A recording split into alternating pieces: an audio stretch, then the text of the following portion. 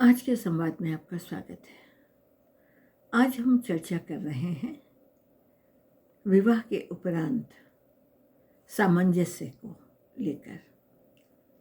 क्या होता है जब दो व्यक्ति साथ रहना शुरू करते हैं, पति और पत्नी साथ रहना शुरू करते हैं, तो दोनों अलग अलग परिवेश से आए होते हैं। दोनों की विचारधारा हो सकता है कुछ मामलों में अलग अलग हो।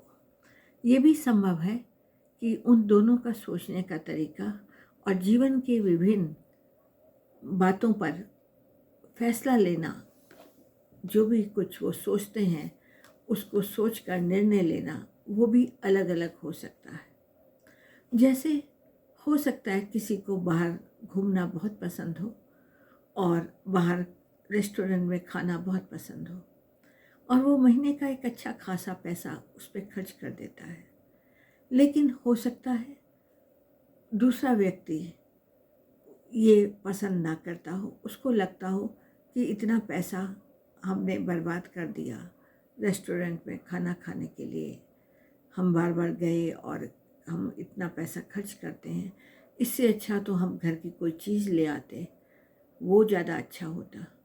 तो इस तरह दोनों ही बातें अपनी अपनी जगह सही हो सकती हैं, गलत हो सकती हैं। उस विषय में हम नहीं पढ़ रहे हैं।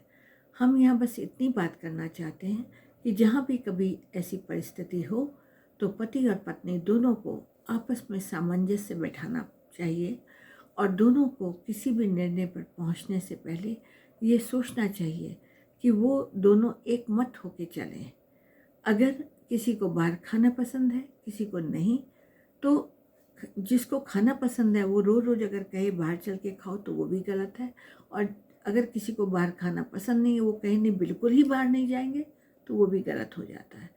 इसलिए सामंजस्य बैठाकर ये निर्णय लिया जा सकता है कि हम कितनी बार बाहर जाना अफोर्ड कर सकते हैं या कितनी बार हमें बाहर जाके खाना खाना चाहिए। इसको एक नियम के अनुसार भी चला जा सकता है कि ठीक है, हम महीने में एक बार या 2 बार बाहर जाएंगे, या हमें अगर जब भी जाना होगा तो हम ऐसी जगह जाएंगे जिससे बहुत ज़्यादा खर्चा भी ना हो और हमारी आउटिंग भी हो जाए। तो इस तरह छोटी छोटी बातें जीवन में कई बार परेशानियां भी पैदा कर देती हैं, मनमुटाव ले आती हैं। छोटी छोटी बातों का ध्यान रखना चाहिए और उनको बहुत बड़ा दरार बनने का मौका नहीं देना चाहिए। जब भी कभी कोई भी बात में मतभेद हो, आपस में मिल के बैठ के सुलझा लेना चाहिए। कई बार ऐसा होता है कि पति पत्नी को बताते नहीं कि उनकी कितनी आय है, कितना पैसा है, और ऐसे में वो पत्नी के आगे शान दिखाने के लिए खर्च कर लेते हैं। फिर बाद में घर का बजट बिगड़ जाता है। ये भी एक गलत है। जो भी बात हो, जो भी आपके रिसोर्सेस हैं, जो भी आपका आमदनी है या पैसा है, वो सब पति को पत्नी के बात को बताना चाहिए। इसी तरह पत्नी भी यदि कार्यरत है तो उसको भी पति को बताना चाहिए कि वो इतना कमाती है और इतना ऐसे मद में खर्च होता है या इतना वो बचाती है, और या आगे ये उसकी योजना है। यदि इस तरह आपस में दोनों सोच समझ के काम करेंगे तो सामंजस्य अच्छे से बैठेगा। नहीं तो पैसों को लेकर तकरार होगी और कई बार गलतफहमियों का भी दोनों में से कोई एक या दोनों शिकार भी हो सकते हैं। इसलिए दाम्पत्य जीवन में सोच समझकर कार्य करें, सामंजस्य बिठा के आगे गाड़ी चलें।